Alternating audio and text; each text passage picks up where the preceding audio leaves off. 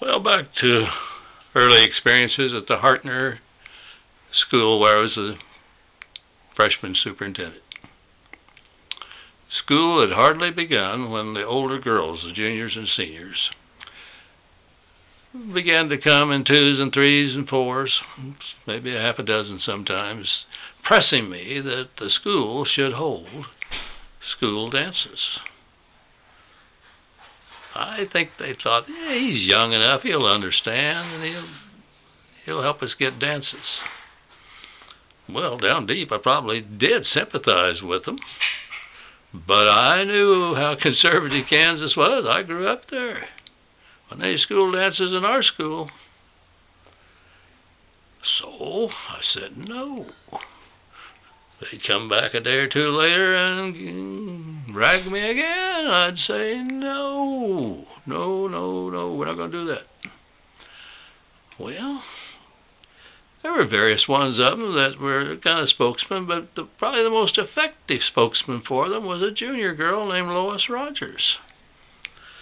And after they had plenty of no's, you think the matter was settled, they came back and said, but our parents, we've talked to our parents, and they favor the school having dances. Well, I said, I'll tell you what. The school's not going to hold dances, but if your parents really do want you kids to have dances, surely somebody's got a basement big enough you can roll up the rug and hold a dance. Shouldn't be a problem. School won't have anything to do with it.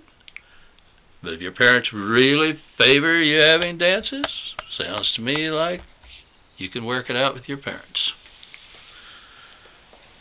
Well, I don't know when they were held. I don't know who the parents were that held the dance or dances. Maybe more than one parent held dances. I don't know. What I do know is that one day, and I think I was at a store. I don't think it was at the school office. I was cornered by Lois Rogers' mother, and she let me know a thing or two. That these school dances of yours, I said, there are no school dances. Well, there's dances because of what you told those girls. These dances are going on too late and they're not a good thing. And you should be there and help see to it that they behave right and that the dance ends at an appropriate hour. Your dances, ma'am, they're not my dances. Well, I certainly didn't convince her, and I didn't appreciate her comments.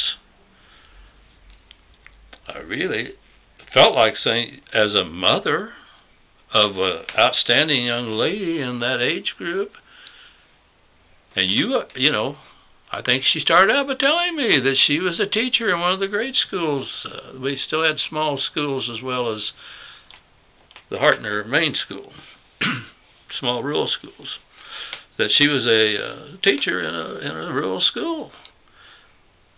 And, you know, I should have countered, but, you know, I didn't want to argue that you would be an ideal person to provide some of that supervision and to work with the other parents to get the dances to end at an appropriate time. But I just didn't really appreciate what she had to say and didn't argue with her at all.